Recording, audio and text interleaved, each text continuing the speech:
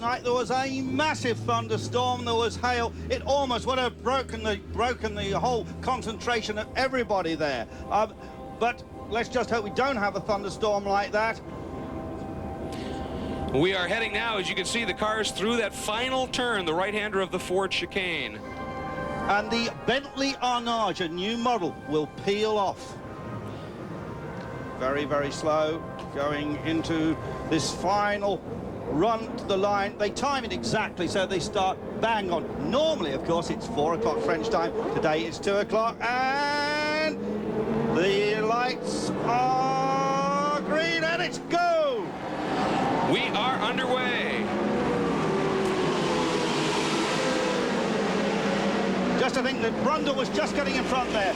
We'll see them as they go up here. Oh, and Schneider! Schneider goes around the inside. Oh, I told you, it's a Grand Prix from the beginning. Ridiculous. Well, again, the prestige of leading the first lap, leading the first hour, we're seeing it played out. And a great start by one of those BMWs. That car has leapfrogged into third place. BMW serious about this as well. Then the other Mercedes running fourth. A great battle, but Schneider leads Brundle.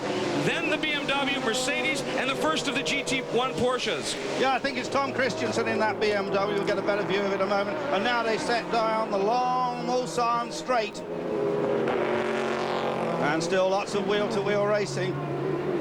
Usually there's action here at this first chicane. We have people spinning off here regularly on the first lap. Look at that fanning out, David. 3 abreast heading into that first chicane. This is a 24-hour race. Well, I tell you, I've done Daytona many times, and it's the same thing.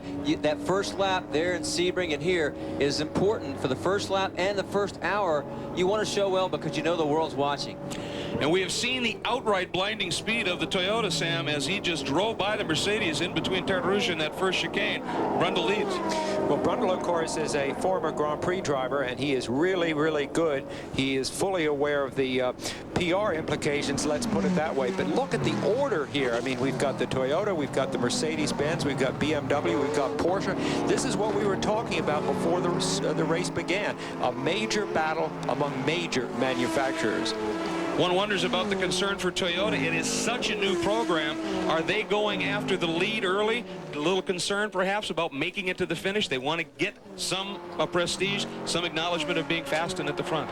Well, they've got that already, and I think just looking at that BMW going through the picture, I think that's Pierluigi Martini. A lot of Grand Prix experience there, and of course he knows this track very well indeed. As you watched him go into the Mulsanne hairpin, that car was dancing. They are working very, very hard in this opening lap going into that corner. They want to run strongly at the front. Well, that's what I was going to say. The BMW is very surprising to have the sports car that far this early. I expected it to take further into the stint because they'll be better on the tires. We have a little wider tire and a little lighter car, and that's what we have to make up for the sheer speed. I think the surprising thing perhaps is that the car, even on the long Mulsanne, broken up or happened by a couple of the chicanes. That car is holding on with these GT machines. And Davy Jones, the opening lap, you've driven it before. Racers, and no matter how much you can prepare for a 24-hour race, how many debriefings you have, how much practice you have, the anxiety as a driver into those opening laps until the race settles down and you figure out what position you're in and you go from there. It's a flat-out race. Down here in the pit box at the moment, I mean, the teams, they're preparing for a 24-hour race, but I assure you that every single crew member is just glued to a television monitor, just as anxious as we are watching this telecast. And David, the car's now working those Porsche curves you were talking about, and you can see it is very quick. It's very quick, and the sports car should close up just a bit through the Porsche curves, lose a little in the straight. Although the BMW, when we were testing at Paul Ricard, I wasn't there, but Pierre Raffinel told me that the BMW is very quick in the straight. The handling's not as good as our car, so hopefully maybe that will come into play later in the stint as the tires go off. And that Toyota running in fourth, pressuring the BMW right there, and the BMW driving some defensive lines, wanted to maintain that top 3 position through the opening lap, has done so. Now we'll see if things settle in, but Andrew, that BMW was scrapping for that position.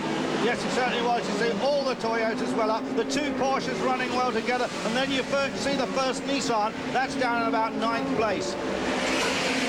Again, the Nissan's perhaps the most developed of all of the GT cars.